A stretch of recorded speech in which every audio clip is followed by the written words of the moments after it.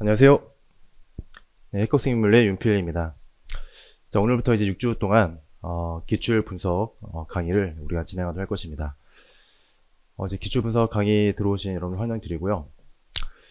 자, 우리가 이제 12개년, 2014년부터 2025년도까지 최근에 12년도에 해당되는 전체 기출 이제 문제 문항에 대한 전체적으로 우리가 이제 기출 문제 분석할 것인데요. 자, 기출문제 분석 뭐 제가 항상 설명에 또 말씀드리지만 가장 중요한 이제 부분이라고 볼 수 있겠습니다. 왜냐하면 이제 자, 기출 문제가 이제 과거에 출제됐던 그 기출 경향에서 크게 벗어나지 않고요. 어떤 문제 유형이라든지 문제 난이도라든지 어떤 문제 어떤 그 범위라든지 모든 것들이 다 기존에 있던 어떤 큰 틀에서 항상 큰 흐름에서 벗어나지 않기 때문에 여러분들이 철저하게 기출이 어떤 문제가 출제되었고 어떤 유형으로 출제되는지 철저하게 기출을 분석하는 것은 뭐 아무리 강조해도 지나치지 않을 것입니다. 그래서 앞으로 6주 동안 저에게 강의 들으시면서 정말 기출에 대해서는 완벽하게 우리가 마스터할 수 있는 이제 그런 강의가 될 것이라고 생각이 듭니다. 자, 전체적으로 좀 강의를 설명드리면은 자, 우리 최근 12년 기출문제에 대해서 우리가 전체적으로 볼 것입니다. 전체 한 200문제 정도 되거든요. 200문제 전부 다 함께 볼 것이고. 자, 어떤 식으로 강의할 거냐면, 우리가 이제 문제가 주어졌을 때, 도대체 이 문제가, 출제자가 어떤 의도를 가지고 있는지, 그 출제자 의도를 한번 파악해보고, 또 이제 관련된 어떤 내용들, 그런 부분들 제가 또 설명을, 뭐 이렇게 길게는 아니지만, 드리도록 할 것입니다. 그러니까 모든 문제들은 제가 문제와 풀이를 다 제공 드릴 거예요. 원래는 제가 이제 그 2002년도부터 24개년이죠. 2002년부터 현재까지 현존하는 모든 기출 문제에 대해서 사실 제가 이제 교재를 작업 중에 있는데 좀 저작권 문제가 좀 있어가지고 좀 편집이 너무 길어지고 있습니다. 그래서 할 수 없이 올해는 그냥 이렇게 프린트물로 12년 개년 전체 이제 기출 문제에 대한 것을 제가 완벽하게 문제와 풀이를 다 제공 드릴 거니까 특히나 이제 문제와 풀이는 그냥 제가 빨리 제공드리도록 하겠습니다. 뭐 강의 전반에 걸쳐서 하나씩 제공하는 것이 아니라 이제 뭐 이번 주 주말까지 해서 전체적으로 완벽하게 다 드릴 거고, 그래서 여러분들 그 자료를 이용해서 평소 때 혼자서 또 공부하시고 또 제 강의 들으시면서 함께 기출 분석해 나가면은 굉장히 유익한 그런 시간이 될 거라 생각이 듭니다. 일단은 이 강의는요, 어떤 문제를 이제 푸는 거, 그거는 뭐 여러분들 다 각자 하셔야 되는 거니까 어떤 문제를 푸는 데 집중하기보다는 어떤 이제 문제를 접했을 때부터 결론 이르기까지 어떤 문제를 푸는 과정이 있죠. 어떤 스킬들, 그런 부분에 좀 중점을 둬서 강의를 진행할 것입니다. 그래서 우리가 이제 도대체 이 문제가 어떤 것에 관한, 어떤 주제에 관한 문제이냐, 그런 어떤 키워드, 그런 부분을 파악하는 것부터 시작해가지고, 자, 우리가 이제 논리 전개를 펴줘야겠죠. 그래서 어떤 식으로 논리 전개를 펼 것인가, 어떤 방향으로 설정할 것인가, 그런 부분들. 그 다음에 이제 중요하게 또 수식화죠. 내가 알고 있는 물리 법칙을 이용해서 이제 적절하게 미지수를 도입해서 수식을 만들어서 그 수식을 푸는 과정을 통해서 우리가 최종적인 결론에 이르기까지 이런 쭉 과정들을 전체적으로 설명을 드리는 그런 강의를 진행할 것입니다. 뿐만 아니라 서술형 답안지 작성이 되게 또 중요하죠. 그래서 서술형 문제가 주어졌을 때 어떤 식으로 답안지를 써야 될 것인가, 그런 부분들을 제가 실제로 보여드릴 거예요. 그래서 우리가 이제 답안지 작성할 요령은 제가 총 4가지로 여러분들에게 좀 방향을 좀 드리고 싶습니다. 자, 답안지는 줄이 다 4개 있잖아요. 그렇죠? 어떻게 보면은 길기도 하고 또 어떻게 보면 또 짧기도 한 그런 이제 분량인데 사실 제한 좀 있습니다. 그래서 이제 그 네 줄의 그 분량에 맞게 여러분들이 주어진 그 질문에 대해서 이제 서술형으로 답을 작성해야 되는데요. 일단은 철저하게 과연 이제 출제자가, 그렇죠? 그 채점자죠. 그 출제자가 원하는 답을 적어야 돼요. 그건 이제 그게 가장 중요하죠. 그렇다면 출제자가 원하는 핵심 내용이 있거든요. 키워드 같은 것들, 그런 핵심 개념들, 그런 것들을 누락하면 안 됩니다. 그래서 중요한 그 핵심 내용을 여러분들이 잘 파악을 하신 다음에, 자, 그 핵심 내용 가지고서 이제 논리적인 글색을 해야 돼요. 논리적인 비약이 생기면 그때 감점이 나오게 될 것입니다. 예를 들어서 이제 어떤 결론 얘기까지 단계 있잖아요. 근데 그중에 어떤 한 단계를 빠뜨려서 논리적으로 이제 연결이 안 된다 그러면 이제 감점이 되는 거죠. 자, 이게 쉽지는 않습니다. 그래서 논리적으로 이제 글을 써내려 가고요. 그 다음에 누락이 있으면 안 됩니다. 중요한 개념 같은 것들이 이제 누락이 생기면은 또 이제 감점이 생긴다는 거죠. 그러니까 출제자가, 즉, 채점자가 원하는 그런 이제 개념들이 있거든요. 근데 그 개념 중에서 원한을 빠뜨렸다. 그럼 이제 감점이 또 들어가게 되겠죠. 자, 그 다음에 어쨌든 칸이 제한이 됐기 때문에 여러분들이 가능한 한 장황하게 쓰는 것보다는 간결한 문체로 쓰는 것이 굉장히 중요합니다. 그래서 이제 이거는 뭐 어떤 이제 이렇게 문장을 테스트하는 그런 건 아니기 때문에 여러분들이 뭐 맞춤법이 틀리다든지 그런 건 괜찮을 것 같아요. 그래서 꼭 이제 문장이 완성되지 않는다 하더라도 이제 간결하게 그런 핵심들만 잘 요약해서 작성하는 그런 연습을 좀 하셔야 됩니다. 그래서 이런 과정들이 간단하지만 않죠. 네, 그리고 이런 이제 답안지 작성하실 때 그냥 풀이하면서 작성을 하는 거는 사실 불가능해요. 그래서 이제 여러분들이 그 문제제가 있으면 문제제에다가 이제 풀이를 하시고 이제 답안지 최종적으로 옮겨 적으셔야 되는데 그게 또 시간이 만만치가 않죠. 그래서 시간 분배라든지 이런 부분들을 잘 고려하셔가지고 답안지 작성하는 것을 충분히 연습을 하셔야 됩니다. 그래서 가장 좋은 게 이제 기출문제 가지고 연습하는 게 가장 좋고요. 그 다음에 계속해서 이제 문제풀이반과 그 다음에 모의고사반 통해서 제가 드리는 그 문제들을 가지고서 여러분들이 스스로 한번 답안지 작성하는 그런 이제 연습을 평소 때 많이 하셔야지만 현장에 가서 실제 가서 이제 출제자가 원하는 답을 이렇게 적을 수 있다는 것입니다. 그래서 이제 출제자 입장에서는 내가 원하는 그런 내용들이 너무나 매끄럽게 아무런 누락이 없이 논리적으로 쫙 해가지고 원하는 결론까지 딱 얻게 되면은 되게 이제 행복하겠죠. 그러면 이제 얘는 아주 실력이 좋구나 해가지고 굉장히 좋은 점수를 줄 것이란 말입니다. 자, 그래서 이제 이러한 답안 작성 요령까지도 제가 설명을 드릴 거고요. 자, 예를 들어서 이렇게 문제가 주어졌다면 이건 이제 2023년도에 B6의 문제인데, 자, 충격량에 관한 문제입니다. 그래서 지금 이제 이런 뭐 그림이 주어지고 보통 자, 문제를 쭉 읽어보시면 이제 물체가 와서 빵 충격력을 받아가지고 이제 속도가 바뀌었는데, 자, 충격역이란 말이 나왔죠. 이게 핵심 키워드란 말입니다. 그래서 따라서 이제 여러분들이 이제 이것은 이제 충격량에 관한 문제입니다.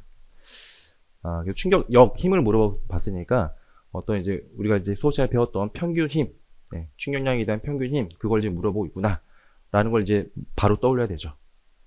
자, 그래서 쭉 이제 읽어보시고 자, 질문이 여기서 나오죠. 자, 그러면 자, 질문이 여러 개가 나와요. 그래서 여러분들이 누락하지 않고 이제 답을 다 쓰기 위해서 제가 이제 권장드리는 것은 질문하는 것에 대해서 이제 표시를 하는 거죠. 그래서 첫 번째 물체가 이제 충격량의 크기, 이게 첫 번째 이제 물어본 건데, 그래서 1번 이런 식으로 1번 이렇게 이게 첫 번째 물어본 거다. 이런 식으로 이제 표시를 한답니다. 자, 풀이 과정과 함께 구하라 했을 때 풀이 과정을 좀 이렇게 특별하게 좀 표시를 해주세요. 그러니까 이 내용은 반드시 풀이 과정이 들어가야 됩니다. 풀이 과정 없이 답만 딱 쓰면 이제 완전히 크게 감점된다는 얘기죠. 그리고요, 여기까지가 이제 첫 번째 질문이고요. 그래서 1번에 관한 1번 질문에 대한 답은 반드시 풀이 과정을 적절하게 논리 과정을 잘 거쳐서 누락 없이 잘 작성해야 되고, 자, 그 다음 질문은 탄젠트 세타와 2번이죠. 그 다음에 충격역의 크기, 항상 질문하는 곳에 정확한 대상이 무엇인지 잘 파악하셔야 됩니다. 충격역의 크기를 물어봤거든요. 충격역이 아니라 크기를 물어본 거죠. 크기를 써야 됩니다. 최종적으로. 총 3가지 물어보는구나. 그 중에서 첫 번째는 풀이 과정 다 써야 되는구나 라고 파악하시면 되겠습니다. 그래서 답안지를 이제 이런 식으로 작성하라는 걸 제가 설명을 드릴 거예요. 그래서 이런 식으로 서술형 1번에 대해서는 착착착 3줄에 걸쳐서 이렇게 출제자가 이렇게 만족할 수 있도록 이렇게 쫙 이렇게 결론 여기까지 논리 과정을 거쳐서 이렇게 쓰라는 것을 제가 설명드릴 것입니다. 그 다음에 최종적으로 2번, 3번에 답만 이렇게 딱딱 잘 구하셔서 적절하게 답을 이렇게 적어주시면 되겠습니다. 자, 그래서 앞으로 이런 과정을 가지고서 이제 전체적인 전체 12개년 전체 모든 기출 문항에 대해서 이런 식으로 우리가 철저하게 한번 기출 문제를 분석해서 내 것을 완전히 만드시고, 여러분들 혼자서도 이렇게 반복해서 계속 보셔야 돼요. 이렇게 계속 반복해서 또 해보시고, 또 잘 안 되는 것도 좀, 나중에 또 이렇게, 다시 한번 보시고, 될 때까지 계속 이제, 보시면서, 완벽하게 그 기출의 어떤 경향, 어떤 흐름들, 그런 것들을 완전히 여러분들, 어떤 머릿속에 다 녹여내셔야 됩니다. 그래서 이제, 그런 흐름 속에 또 이제, 또 올해 또 문제가 나올 거니까, 자, 그런 식으로 좀 준비를 하시면 되겠습니다. 자, 첫 번째 시간으로 우리 역학에 대해서 좀 먼저 기출문제를 파트별로 볼 것입니다. 일반 물리부터 먼저 볼 것이고, 그다음에 심화 파트로 넘어갈 것이고, 일반 물리는 이제 역학, 연력학, 전자기학, 그다음에 광학, 현대물 이렇게 총 5가지 파트로 나눠서 제가 수업을 드렸던 대로 이렇게 진행할 것입니다. 자, 먼저 역학부터 보시면 최근 12개년 기출문제 현황입니다. 자, 보시면 아시겠지만 이제 골고루 쭉 나오고 있고, 그렇죠? 다만 이제 파동은 조금 이제 별로 안 나오는데, 자, 보면 이제 17년도 한번 나왔으니까 이제 또 나올 때가 됐죠. 그래서 파동에서 좀 이제 나올 가능성이 매우 높지 않을까. 여기서 말하는 파동은 이제 역학적 파동을 얘기합니다. 그렇습니다. 나머지 파트는 이제 골고루 다 한 문제씩 이렇게 주로 나오고 있고, 힘과 운동 파트가 제일 많이 나오고, 그 다음에 운동량, 충돌, 회전, 이런 식으로 쭉 골고루 이제 출제되고 있다라는 것을 알 수가 있습니다. 자, 그럼 본격적으로 한번 우리가 기출 문제 하나씩 좀 보도록 하겠습니다. 자, 먼저 역학 파트에서도 이렇게 총 8개 항목으로 나눠서 소목차로 나눠가지고 하나하나씩 우리가 출제된 문제를 이제 시간 순으로 볼 거예요. 자, 먼저 힘과 운동 파트입니다. 그래서 이제 목차별로 이렇게 주제별로 이런 8개의 주제별로 그 다음에 이제 그 연도별로 이렇게 시간 순서대로 우리가 이렇게 한번 보도록 할 것입니다. 자, 먼저 힘과 운동 파트.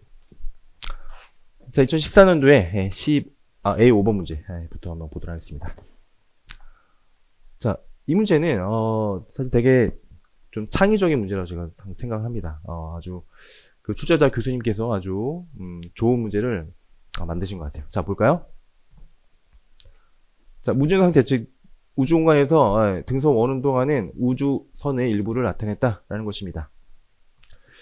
그럼 이제 상상하셔야 되겠죠. 네, 이렇게 막 돌아가는 걸 상상해 주시고, 그리고 여기 보시면 이게 안에 사람이 있는데 이 사람 바닥까지 거리가 대문자 아래고, 그 다음에 이 사람은 공을 들고 있는데 공까지 거리는 스몰 r이다라는 것입니다. 자, 여기서 이거 이제 회전하고 있고요. 관성 가속도의 크기는 지구 표면의 중력 가속도와 같다라고 했는데, 자, 요 말을 여러분들 이해하셔야 됩니다. 이게 도대체 무엇을 의미하는지. 자, 요거는요, 관성계 그리고 비관성계에 관한 문제예요. 네. 여러분들은 이렇게 회전하는 어떤 개라든지 아니면 가속하는 개, 그렇죠? 어떤 그렇게 관성계가 아닌 비관성계, 그렇죠? 그럼 비관성계에서 어떤 현상이 일어나는지 그 내용을 여러분 다 알고 계시고 그걸 여기서 적용할 수 있어야 됩니다.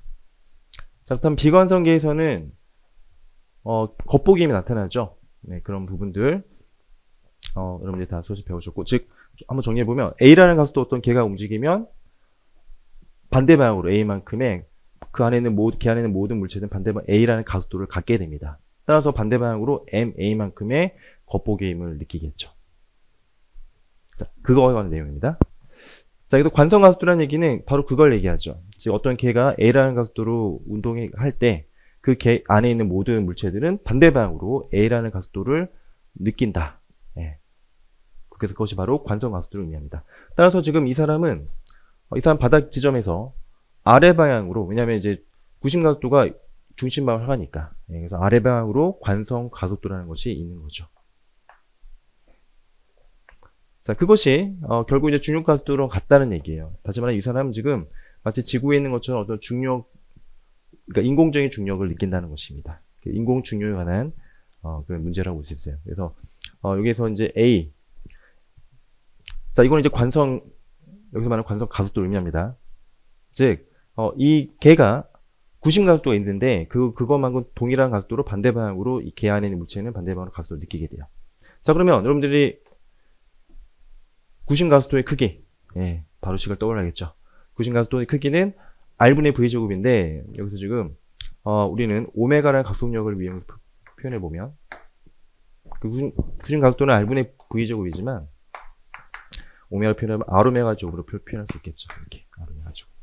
근데 여기는 대문자리니까, 네, 대문자를 쓰겠습니다. 이렇게. 자, 이렇게 한번 써보도록 하겠습니다. 자, 이것이 뭐랑 똑같냐면, 중력가수 똑같다라는 것입니다. 이 식을 여러분들이 이렇게 적을 수 있어야 돼요. 네. 이렇게.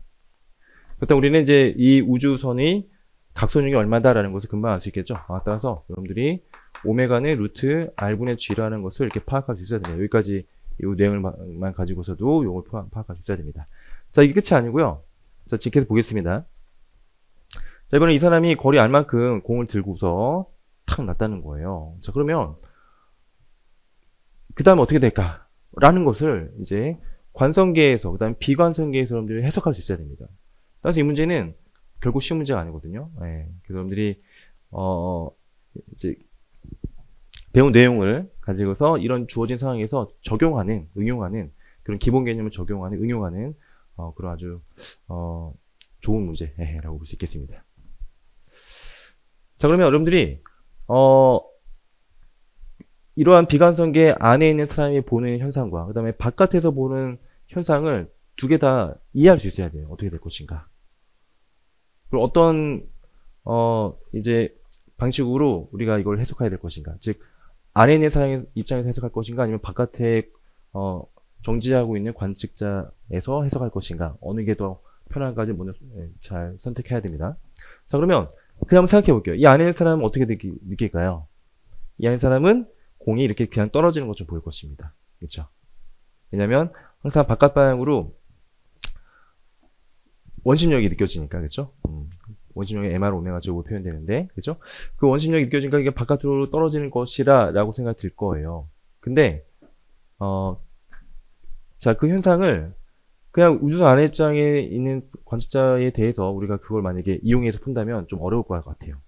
자, 근데 만약에 이거를 우주선 바깥에서 바라보면 어떻게 될까요? 그걸 이제 여러분들이 해석할 수 있어야 됩니다. 자, 그러면 우주선 바깥에서 보게 되면은, 자, 이 사람이 공을 잡고 있으면은 공은 월운동하다가, 그쵸? 얘가 탁 놓게 되면은, 이제 더 이상 이 공은 잡고 있는 힘이 없으니까 등속으로 날아가게 됩니다. 그러니까 이 공은 지금 월운동하다가 얘가 놨으니까 바로 오던 속도, 즉 접선 방향으로 날아가겠죠. 따라서 이 공은 지금 바깥에서 바라보면 어떻게 움직일 거냐? 바로 오른쪽으로 이렇게 등속으로 움직일 거란 말입니다. 이렇게요. 그렇죠? 바깥에서 바라보면은. 자, 그럼 우리는 등속이니까 이건 쉽게 우리가 이해할 수 있죠. 그래서 이 공은 지금 등속으로 움직이면서 이 사람도 함께 이렇게 이동하니까, 예를 들어 이 사람이 여기 위치에 온다면 이 사람이 돌아가죠. 그러면 공은 이렇게 가지만 이 사람 입장에서 공이 우주선 안에서 아래쪽으로 떨어지는 것처럼 이제 관측이 될 거라는 것입니다. 자, 그 내용을 여러분들이 이해할 수 있어야 돼요. 자, 그렇다면 질문 보겠습니다. 자, 이 공이 바닥에 떨어지는데 걸린 시간을 물어봤어요. 그 얘기는 우리는 이제 바깥에 정지하고 있는 좌표계에서 보게 되면 공이 여기서 여기까지 이동하는데 걸린 시간을 구하면 될 거란 말입니다. 그렇게 해석하면 이제 거의 80%는 된 거예요. 거기까지가 이 문제가 의도하는 바입니다. 자, 그러면 볼게요. 그러면 이제 이 거리만 구하면 이제 속력도 알 수 있잖아요. 그리고 거리는요, 우리가 보조선을 딱 그으면은, 네. 여기가 R이고, 여기 대문자 R이죠. 그럼 여기는, 네, 피타고라스 쓰면은 루트 R제곱, 쓰면 R제곱 될 것입니다. 따라서. 자, 계산해 보겠습니다. 자, 관성기준기, 즉, 관성기준기라는 게 바깥에 정지해 있는 관측자에서 본 것입니다. 자, 관성기준기에서 보는 A 운동을 고려해요. 이미 힌트를 준 거예요. 즉, 이 사람이 봤을 때는 이게 오른쪽 방향으로 직선, 등속 운동을 할 것이라는 것을 우리 알 수 있겠고, 자, 따라서 걸린 시간은 T는 속력분의 거리 해주면 되죠. 자, 그럼 속력은 어떻게 표현되죠? 속력은 월운동하는 중이었으니까, 자, 요 순간의 속력은, 그렇죠? 각선율이 오메가라면 V는 R오메가라는 그 식을 여러분들이 떠올리면 되겠죠. 자, 정리해보면 V는 R오메가. 그쵸? 자, 원운동할 때 구심가속도와 그 다음에 접선가속도 있는데, 접선가속도는 R알파, 구심가속도는 R오메가 주고. 다 기억나시죠? 네. 그 시들을 적절하게 이용해야 됩니다. 자, 그러면 바로 해볼게요. T는 V분의 거리를 뭐 D라고 한다면, 예, D라고 한다면, D인데, 그쵸? 예. 그러면은, 찜으로 되죠, 이제. R제곱 마이너스 R제곱. 그다음에. 자, V는 R오메가입니다. R오메가. 근데 오메가는 아까 전에 우리는 첫 번째 이 내용으로부터, 루트 R분의 G라는 걸 알고 있었습니다. 따라서 얘는, 루트 R분의 G. 그 다음에 R분의 하나 더 있고, 그 다음에 루트 R제곱분의 R제곱. 이렇게 표현이 되겠죠. 그래서 적절하게 여러분들이 좀, 정리를 해주시면 됩니다. 그래서 이거를 뭐 정리해 주시면, 뭐 정리 안 한다고 해서 뭐 감점을, 그건 뭐 첫째 나름입니다. 네. 정리해주면 이렇게 되죠. 이렇게 해서, 잠시만요. 오메가 분모에 있으니까 G분이 아니죠. 거꾸로 됐습니다. 이런 거 실수하면 안 됩니다. 자, 그래서 G분의 R, 루트, 네, 이런 식으로 좀 정리해 볼 수 있겠죠.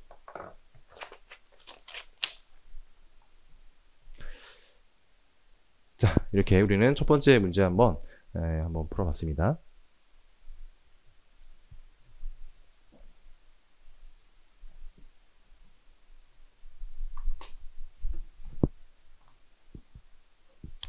자, 2번 문제 볼까요? 2번 문제는 2015년에 나왔던 문제인데,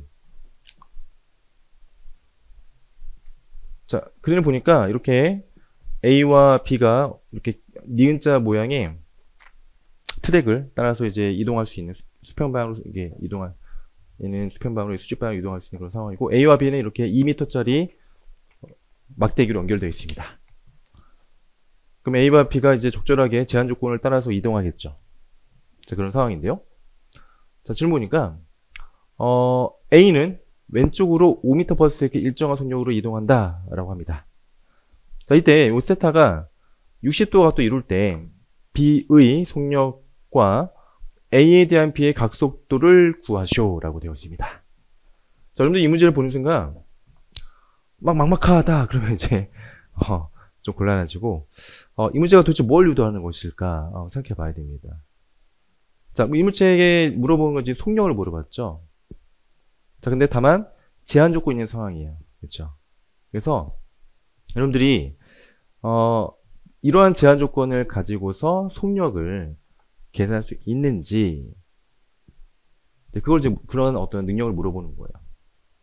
그럼 도대체 제한 조건을 어떻게 적용할 수 있을까? 그렇죠? 그런 부분들은 이제 그런 걸 이제 물어보는 것입니다. 즉 기본적인 개념 물어보지만 또 주어진 제한 조건을 수식화해서 적절하게 수식화해서 그 수식을 이용해서 적절한 결론을 얻을 수 있는지 그거를 이제 물어보는 문제가 되겠습니다. 그럼 여러분들이 막막하게 여길 수 있어요. 물론 여길 수 있는데 어찌됐든 여러분들이 이러한 문제를 풀어나가는 과정은 철저하게 경험에서부터 좀 이렇게 방향이 이제 잡힌다는 것입니다. 아무런 이런 유형의 문제 풀어본 경험이 없다 그러면 당연히 어렵겠죠. 근데 이제 이러한 유형의 문제를 많이 풀어봤다면 어떤 방향성이 조금이나마 보이게 돼 있어요. 저는 어떻게 생각할 거냐면 그렇다면 자, 얘가 움직이니까 적절하게 수식화를 하기 위해서 적절한 변수를 도입하는 거예요. 그럼 예를 들어서 이거 좌표를 x, 이 좌표를 y라고 놔보자. 이렇게 두는 것입니다. 그리고 우리는 이제 이걸 뭐 그냥 편의상 R 이렇게 넣어볼게요. 이렇게. 자, 그러면 여기 세타니까 한번 세타에 대해서 표현할 수 있잖아요. 그러면 한번 식을 써보겠습니다. 자, 이런 게 수식과 적절한 변수를 도입해서 일단 수식으로 만들어 보는 거죠. 자, 그러면 x는 R 사인 세타, y는 R 코사인 세타. 이렇게 R과 세타에 대해서 한번 표현해 볼 수 있을 것입니다. 다만 여기서 R은 상수예요. 그리고 세타는 저게 막 움직이면서 변하는 값이겠죠. 이렇게. 자, 그러면 여기서 한번 식을 지금 속도를 구라 했으니까 속도라는 것은 x의 시간 미분, 다음에 뭐 B의 속도는 Y의 시간 미분이니까 우리가 한번 이거를 양변을 한번 미분해 볼 수 있잖아요. 그쵸? 자, 그런 어떤 논리 과정이 생각나야 됩니다. 오케이? 그럼 따라서 Vx는 자, dt분의 dx니까 자, r은 미분 안 됩니다. 그 다음에 자, 사인 세타는 세타가 변하기 때문에 미분되죠. 코사인 세타입니다. r 코사인 세타. 그 다음에 일종의 합성함수죠. 세타가 시간에 따라 달라질 거니까 따라서 dt분의 d세타. 여기 하나 들어오죠. 그러니까 이런 식으로 이제 수학적으로 표현할 수 있는가, 그런 거가 좀 필요하다는 거예요. vy는 dt분의 dy인데 얘는 미분은 마이너스 r 사인 세타 dt분의 d세타죠. 이렇게 됩니다. 오, 그러니까 보니까 공통되는 게 있고요. 그렇죠? 지금 주어진 것은 vx가 주어졌어요. 그럼 이로부터 우리는 뭔가를 여기서 떠올릴 수 있어야 됩니다. 아, 그렇다면 이 두 식을 나눠주면 우리가 얘는 모르잖아요. dt분 d세타라는 걸 모르는데 얘가 그냥 날아가는 거 알 수 있어요. 그 다음 나눠보면 우리는 뭘 할 수 있느냐? vx분의 vy는 r 날아가고 마이너스 탄젠트 세타가 되는구나 라는 것을 여러분들이 바로 알 수 있습니다. 그렇죠? 그럼 거의 된 거죠. 그러면 이게 항상 성립하는데 지금 60도일 때 물어봤어요. 60도에 물어봤으니까 그렇다면 세타가 60도일 때 자, vx는 지금 5m/s로 왼쪽이니까 마이너스 5입니다. 일정하니까 따라서 vy는 마이너스 탄젠트 60도 루트 3이죠. 그 다음 vx는요. vx는 왼쪽으로 5이니까 그래서 5 루트 3이겠구나. 이렇게 여러분들이 구할 수 있으면 됩니다. 그러니까 이런 식을 쓰는 게 핵심이죠. 뭐 어쩔 수 없어. 이건 이제 경험상 여러분들이 이렇게 한번 써봐야 되겠다는 것이 이제 떠올려야 되고, 그리고 시간 미분도 이렇게 한번 해보면은 뭔가 그때부터 이제 보인다는 것입니다. 자, 그 다음에 또 질문 보니까 A에 대한 B의 각속도를 구하라 했습니다. A에 대한 B의 각속도는 얘기는 A를 기준으로 했을 때 B의 그러니까 B의 어떤 방향이죠. 요 방향이 어떻게, 그러니까 막대기가 어떤 식으로 얼마만큼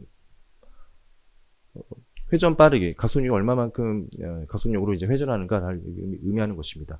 예를 들어서 A가 이쪽으로 왼쪽 이동하면 B가 오른쪽 위쪽으로 이동하면 얘는 이제 시계 방향으로 회전하겠죠. 그렇죠? 어느 순간에 그 시계 방향 회전에 각속력이 있을 텐데 그걸 물어본 것입니다. 자, 그리고 그건 뭐냐면 여기를 뭐 이렇게 요 각도를 우리가 뭐라고 해볼까요? 뭐 알파라고 해볼까요? 네. 이게 베타라고 했습니다. 베타. 네. 자, 이것도 이제 베타라고 한다면 저 베타의 시간 미분을 물어본 거예요. 그렇죠? 자, 그러면 베타는 어떻게 표현되죠? 베타는 세타에 대해 표현해 보면 여기가 이제 90도 이게 세타니까 90% 세타입니다. 그럼 저기서 말하면 이제 오메가라는 것은 dt분의 d 베타일 것이고, 그럼 뭐예요? dt분의 d 세타랑 이제 똑같다는 것입니다. 그럼 dt d세타를 구해야 되는데 우리는 지금 이미 주어진 시계로부터 우리가 알 수 있습니다. 네. 보니까 지금 세타가 60도일 때니까 첫 번째 시계에다 두면은 vx 우리는 이미 고정되어 있는 값이고, 그다음 r 알고 있고 코사인 세타 60도이죠. 세타 60도. 그러면 그 순간에 대해서 dt분 d세타 알 수 있죠. 네. 좋습니다. 따라서 dt분 d세타는 어떻게 표현할 수 있느냐? r 코사인 세타분의 그 다음에 vx 이렇게 됩니다. 자, 바로 대입해보면 r이 2m이고요. 코사인 60도 2분의 1이죠. vx는 5라고 했습니다. 마이너스 5 이렇게.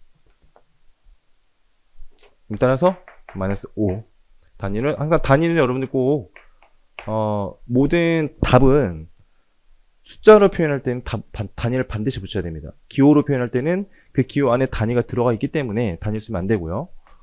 이렇게 숫자로 표현되는 답은 반드시 단위 붙여야 돼요. 반드시 단위 안 붙였다? 무조건 감점이에요. 예외가 없습니다. 그래서 이렇게 -5 radian per sec 정확한 단위까지 해서 적어주시면 되겠죠. 그래서 이 문제는 이제 여러분들이 이런 수식화를 잘 이제 할 수 있는지 그걸 이제 물어보는 문제거든요. 예. 이런 부분들도 여러분들이 이런 유형의 문제들 이런 것도 좀 연습을 좀 하시면 되겠습니다.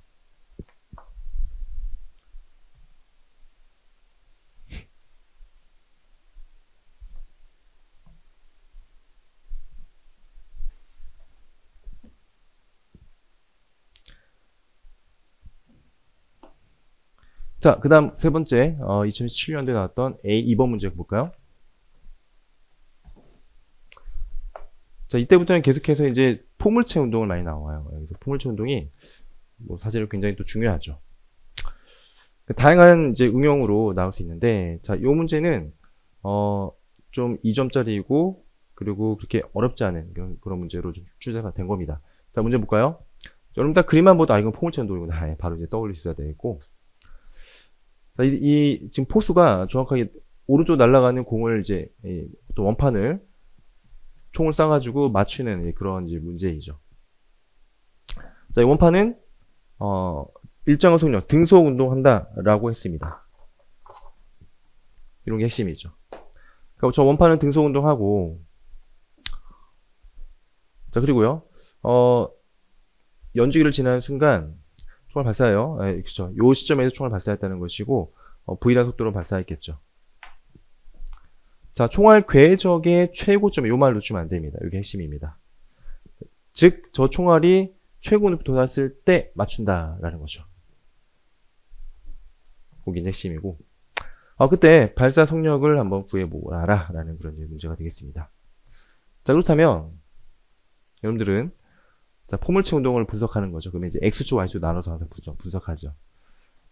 자, 어떤 물체를 맞췄다는 얘기는 어느 시점에서 위치가 정확히 일치해야 됩니다. 이 시점에서 최고점에서 맞췄다는 얘기는 이 시점에서 지금 원판이랑 총알의 X 위치, Y 위치가 전부 다 일치한다라는 것을 우리는 알 수 있죠. 자, 그러면 우리 포물체 운동은 X축은 등속 운동, Y축은 등가스 운동이라는 것을 알고 있습니다. 그래서 지금 세타만큼의 각도를 날렸다고 생각해 보기에 물론 좋지 않았지만 그냥 도입해서 이렇게 미시도 도입해서 해보도록 하겠습니다. 그러면 얘는 지금 초기 X방향 속도는 V 코사인 세타, 자, Y방향은 V 사인 세타가 될 것입니다. 자, 그러면 어느 시점에서 얘를 맞추려면 당연히 이 시점에서 X 위치가 일치해야 되기 때문에 같은 X 위치에서 쐈잖아요. 따라서 여기 원판의 X방향 속력과 그 다음에 이 총알의 X방향 속력이 똑같아야 된다는 것을 여러분들 알 수 있어요. 혹은 여러분들이 그냥 걸린 시간을 도입해가지고 해도 됩니다. 걸린 시간이 T라고 T초 후에 얘는 V0 T만큼 이동했고 얘는 V 코사인 T만큼 이동했는데 같아야 되는 거니까 T 날려주고, 그러면 이제 첫 번째로 X방향에 대해서는 저 원판의 속력 V0가 여기 총알의 X방향 속력과 일치해야 되는구나 라는 것을 알 수 있죠. 요식의 첫 번째입니다. 두 번째는 높이가 주어졌습니다. H. 그 다음에 이 사람이 키가 주어졌고 총알이 쏜 이제 그 초기 위치에 주어졌고, 자, 최고점이래요. 그렇죠? 최고점이라는 얘기는 이 순간에서 Y방향 속도가 0이죠. 항상 그렇습니다. 자, 그럼 이제 Y축으로는 이제 등가스도 운동이니까 주어진 식을 이용해서 여러분들이 초기 속력이 알고 그 다음에 거리가 주어졌으니까 등가스도 공식 1, 2, 3번 중에 세 번째 공식을 쓰면은 괜찮겠다라는 것을 여러분들 알 수 있을 것입니다. 자, 세 번째 써볼까요? 나중 속도가 0입니다. 처음 속도는 Y축에 대해서는, 자, 처음 속도는 V0 사인 세타 마이너스 2배 2배의 가속도가 마이너스 g. 높이는 얼마죠? 총알의 위치에서부터 처음 위치에서부터 꼭대기까지 위치 h 빼기 스몰 h. 이렇게. 자, 이런 식으로 여러분들 쓸 수 있습니다. 그렇죠? 자, 따라서 자, 문제에서 v 사인이죠. 문제에서 물어본 거는 자, 총알의 속력을 구하라 라는 것이었거든요. 그럼 이제 v를 구해야 되는데, 그럼 따라서 v 사인 세타는 루트 씌워주면 2g h 빼기 h 이렇게 된단 말입니다. 오케이, 거의 다 됐죠. 그러면 자, v 코사인 세타는 v0이고 v 사인 세타는 요거니까, 자, 이런 식에서 우리가 v를 구하는 방법은 양변 제곱해서 더해주면 되죠. 그러면 v 제곱은 v0 제곱 플러스 2g h 마이너스 스몰 h 이렇게 될 거니까요. 따라서 v는 이렇게 루트를 씌워주면은 될 것이다 라는 것을 알 수 있습니다. 자, 따라서 이와 같이 이제 이거는 그렇게 막 결론 이르기까지 길이 딱 정해져 있죠. 이거는. 그리고 뭐 포물체 운동이니까 x, y축 나눠가지고 뭐 x축은 등속이니까 이런 결론 어떻게 되고, y축에 대해서는 등가수 운동에 우리가 적용할 수 있는 그 식을 처음 적용해 보는 거예요. 주어진 문자로부터 이렇게 수식화하는 거죠. 그러면 내가 원하고자 하는 v 값을 어떻게 해야 되겠구나라는 게 보인단 말이에요.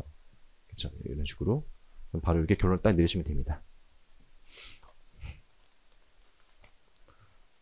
그래서 일단은 출발이 제일 중요하죠.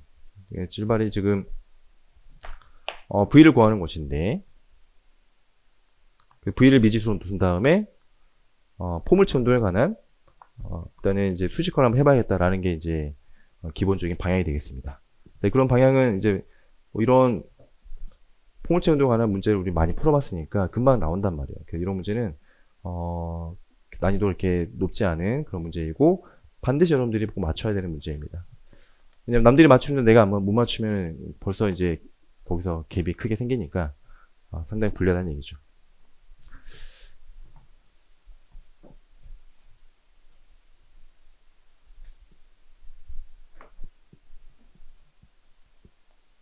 자, 그래서 이 문제는 포물체 운동에 관한 문제였고요.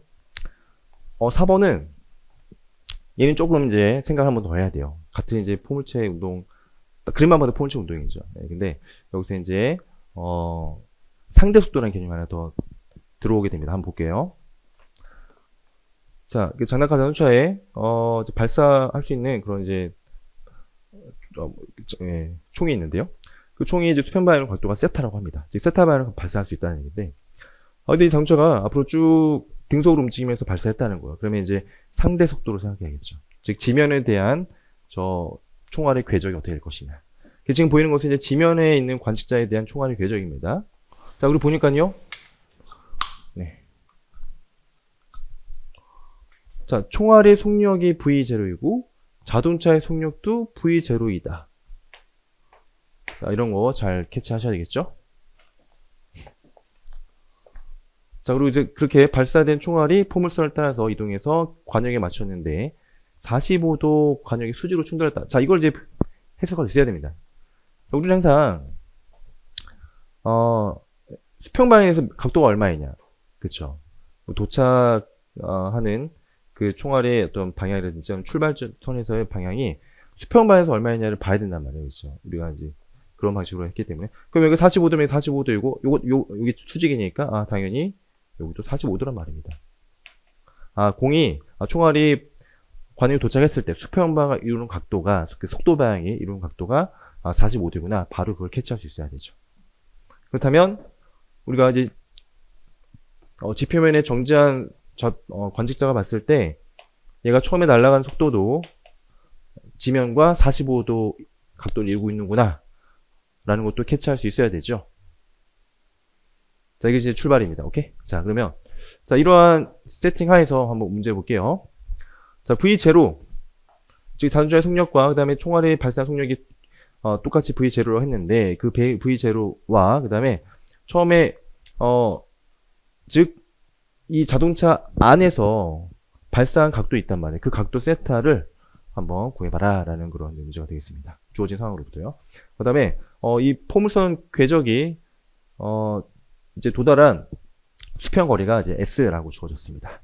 자, 이러한 조건을 가지고서 우리는 이제 두 가지 구해봐야 됩니다. 자, 그러면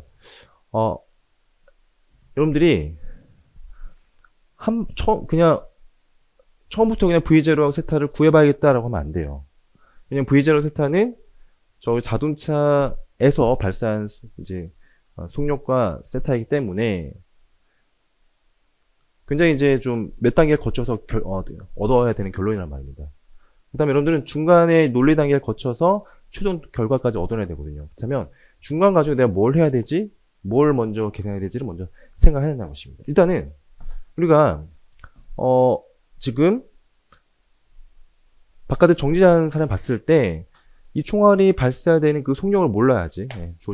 어떤 건지 모른단 말이에요. 그래서 일단은 그거부터 계산해 봐야겠다라는 것이 일단 떠올려야 돼요. 자, 그래서 우리가 이제 바깥에 정지한 사람 봤을 때 총알 속력을 V라고 한다면 V는 충분히 우리 구할 수 있단 말이에요. 왜냐면 이제 S가 주어졌으니까. 그렇잖아요. 이건 뭐 가장 기본적인 문제이죠. 자, 그럼 한번 해보도록 하겠습니다. 근데 지금 어차피 지금 수평방, 수직방 전부 다 45도니까 속력이 똑같죠. 초고 속력이 똑같으니까 뭐 루트 2가 나오니까 그냥 이렇게 하는 것도 좋지만 우리는 아예 처음에 수평방향 속력과 수직방향 속력 그냥 V라고 한번 써보도록 하겠습니다. 루트 2가 안 나오게끔 이렇게 좀 하겠다는 것이에요. 자, 그러면 여러분들이 이제 S에 대해서 주어졌으니까 그 S식을 한번 이용하는 걸 해봐야겠죠. 자, 그러면 수평 방향 그 거리를 한번 생각해봤는데 얘가 올라갔다 내려올 때까지 걸린 시간을 알면 되죠. 그럼 올라갈 때 걸린 시간은 바로 Y축 방향에 대해서 자, 일단 올라갈 때 걸린 시간 2배 해주면 되는데 걸린 시간은 T라고 해볼까요? 네. 이런 식으로 이제 단계 거쳐가는 것입니다. 자, 그러면 T는 낮은 속력이 0이고 초기 속력 V이고요. 만약 GT T는 당연히 우리가 많이 했었죠. G분의 V인데 따라서 걸린 시간 2배만큼 해주면 되죠. 그럼 S는 어떻게 되죠? 따라서 S는 자, 수평방향 속도도 V니까 이제 VT인데 그러니까 여기서 시간은 이제 2배 걸렸으니까 VET가 되죠. 따라서 G분의 E V제곱 이렇게 우리가 속도를 이제 구할 수 있을 것이고 거리 S일 것 같고 따라서 V는 S에 대해 표현해보면 2분의 GS 루트 이렇게 쓸 수 있을 것입니다. 오케이? 따라서 우리는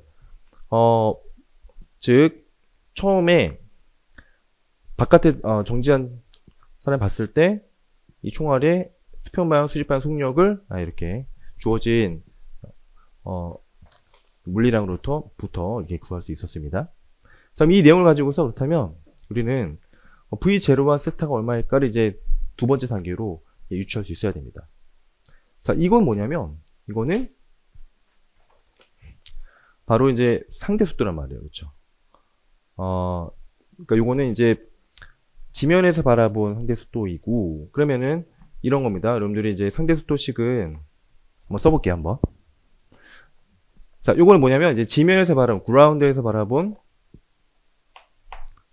총알 분리 이렇게 해보겠습니다. 지면에서 바라본 VP 속도가 요거란 말이죠. 그렇죠? 상대 속도식에 의하면 지금 자동차가 있으니까 이거 뭐 카라고 해볼까요? 카라고 해보면 그러면 이제 상대 속도식을 써보면 V 자, 자동차에서 바라본 총알의 속력 속도죠. 플러스 그라운드에서 즉 지면에서 바라본 자동차의 속도가 더해진 게 바로 그라운드에서 바라본 총알의 속도란 말입니다. 자, 그럼 이제 상대 속도식을 이렇게 쓰는 거 알아요. 그러면 이제 어떻게 하냐면 이제 이렇게 첨자가 이어지도록 쓰는 거잖아요. 근데 여러분들이 이제 실전에서 이걸 이렇게만 일일이 써서 물론 할 수 있지만 좀 시간 오래 걸릴 것입니다. 그래서 이제 보통 실전에서는 항상 어떻게 말씀해 주시냐면 모든 걸 다 직관적으로 식을 만들어내고 이게 푸는 것이 제일 좋아요. 그러니까 이런 식들도 뭔가 직관적으로 이해하는 방식으로 이렇게 딱 식을 만들면 상당히 좋다는 얘기입니다. 물론 이렇게 식을 쓰면 명확하죠. 근데 이제 우리는 이제 저런 상황에서 좀 직관적으로 해석했을 때 이 식이 바로 유도가 되게끔 이렇게 식을 만들 수 있다는 얘기예요. 무슨 얘기냐면, 직관적으로 봤을 때, 자, 지금 요 속도는, V라는 속도는 수평 방향 속도이죠. 그건 바깥에서 바라본 속도이니까, 그렇다면 얘가, 자동차에서 발사한 속도에다가 플러스 얘의 자동차의 속도를 더한 것만큼 그것이 바로 이제 지면에서 말하는 속도가 되는 거죠. 그러니까 자동차에 쏜 실제 속도에다가 자동차 속도를 더한 것만큼이 바로 지면에서 말하는 속도가 될 거란 말입니다. 그런 것들이 직관적으로 딱 여러분들이 이해가 된다면 바로 이렇게 식을 안 쓰고도 바로 이제 그 다음 단계에 식을 쓸 수 있단 말입니다. 자, 따라서 자, 요 V는 뭐냐면 지면에서 말하면 이제 총알 속도거든요. 그래서 V입니다. 그냥 V라고 쓸게요. V는 알고 있는 값이니까. 자, V는 자, X축에 대해서는 V는 자, 자동차에서 말하면 총알 속도는 V0 코사인 세타입니다. 그렇죠? 그다음 자동차 속도는 V0 있단 말이에요. 그렇죠? 여러분들이 요 식을 직관적으로 딱 쓸 수 있어야 된다는 거예요. 제 얘기는요. 그래야지만 좀 더 빠르게 여러분들이 문제 풀 수 있다는 것입니다. 물론 이렇게 한번 써놓고 가도 되지만 시간이 오래 걸리니까. 그렇죠. 자, Y축에 대해서는요. Y축 방향 속도는 이제 V라는 거죠. 요 V라고 하는 것은 이제 역시 지면에서 말하는 속도인데, 그러면 이제 자동차의 지면에 대한 Y축 방향 속도가 없으니까 사실 저 V는 뭐랑 똑같냐면 자동차에서 이 총알을 날렸을 때 자동차에 대한 속도랑 똑같죠. 그래서 V 제로 사인 세타이죠. 사실 이런 같습니다. 그렇죠? 자, 그래서 이런 식을 얻을 수 있겠고, 딱 이거로부터 이제 V 제로하고 세타를 구해야 된단 말이에요. 따라서 이 문제는 2점 치고는 조금 난이도가 있는 문제라고 볼 수 있습니다. 이런 여러 가지 단계를 거쳐야 되기 때문에, 두 가지 단계를 거쳐야 되기 때문이죠. 자, 그 다음에 이걸 이제 풀려면 이제 V가 없애면 되겠죠. 그러면 이제 V0 네, 이제 세타를 구할 수 있겠고 한번 보겠습니다. 그러면 V0 V부터 좀 없애면 그럼 이제 V0 사인 세타는 V0 코사인 세타 V0인데 V0를 날려주시고 그다음에 사인 세타는 코사인 세타 플러스 1 이렇게 되는데요. 자, 여기서 또 이제 삼각함수식이 또 이제 좀 필요합니다. 삼각함수 그 내용이 좀 필요한데 여기서 2배합 공식을 써야 돼요. 즉 여기서 이제 얘는 2사인 2분의 세타 코사인 2분의 세타이고 얘는 이제 2 코사인 제곱 세타이죠. 얘는 그렇죠. 2분의 A 세타 그렇죠. 마이너스 1은 없어졌습니다. 그렇죠. 이렇게 그 이유 날려주시고 그 다음에 이제 탄젠트 2분의 세타가 1이구나 라는 결론을 얻어야 된다는 것입니다. 그럼 얘가 이제 90도니까 세타는 얘가 45도니까 세타는 네, 90도 즉 수직으로 쌓아지면 된다는 얘기죠. 그럼 따라서 V0는 V하고도 같아야 됩니다. 따라서 V0는 아까 계산했던 루트 2분의 GS 이렇게 여러분들이 답을 내려야 된다는 얘기예요. 그래서 이 문제는 2점 치고는 좀 어려운 문제였어요. 그렇죠? 그래서 삼각함수도 이 정도는 자유자재로 할 수 있어야 됩니다. 2배합 공식 이런 거는 굉장히 많이 쓰이기 때문에 반드시 여러분들 아셔야 돼요. 2배합 공식 정도는. 이런 이제 수학적인 스킬들도 좀 많이 알고 있어야지만 문제를 빠르게 풀 수 있다는 것입니다.